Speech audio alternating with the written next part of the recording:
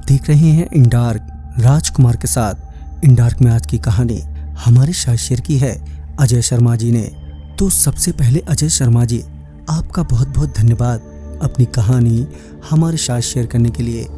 दोस्तों, अगर आपके पास भी ऐसी कोई कहानियां हैं तो हमारे साथ जरूर शेयर करें।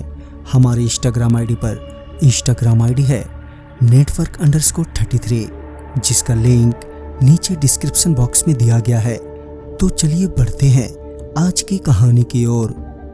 अजय जी बताते हैं कि उस दिन सुबह के तकरीबन 10 बजे से गांव के तालाब पर बैठे बैठे लगभग 4 से 5 घंटे बीत गए, पर एक भी मछली कांटे में नहीं लगी।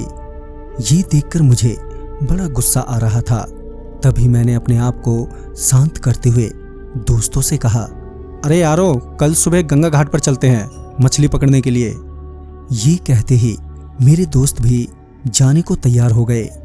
थोड़ी और देर इंतजार करने के बाद जब कांटे में कोई मछली नहीं फंसी तो मैं अपने कांटे लेकर घर आ गया और साथ ही मेरे दोस्त भी आ गए।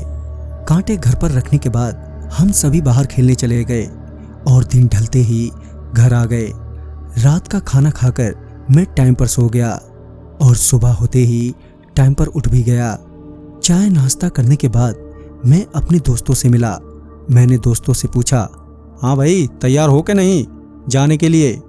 इस पर मेरे एक दोस्त ने हाँ कहते हुए कहा, अरे यार, ये भी कोई पूछने वाली बात है? हम तो कब से तैयार हैं, बस तेरा ही राह देख रहे थे। चल निकलते हैं। मैंने पहले से ही तैयारी कर रखी थी, तो मैंने अपने कांटे उठाए और दोस्तों के साथ गंगा नदी की ओर चल दिए। कुछ ही देर बाद हम सभी वहां पहुंचे और अपने अपने कांटे नदी में डाल दिए। धीरे धीरे हमने काफी मछलियां पकड़ ली, जिन्हें देखकर मैं मन ही मन खुश हो रहा था।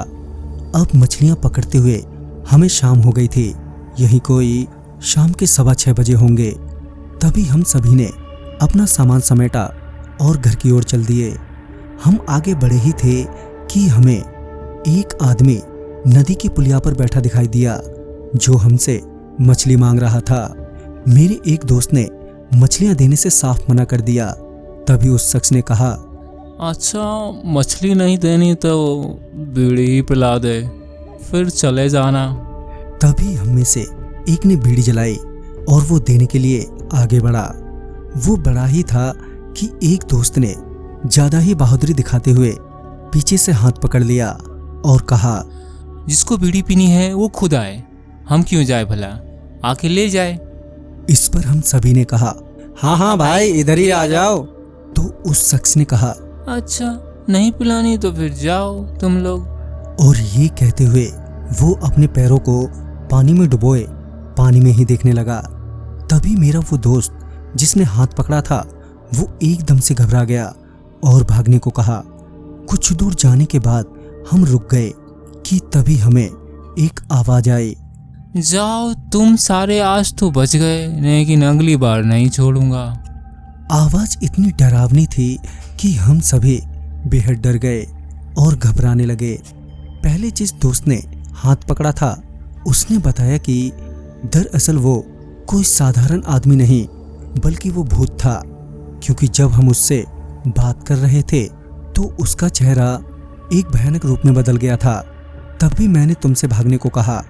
खैर, हम लोग डरते डरते घर पहुंचे और घर पहुंचकर हमने राहत की सांस ली।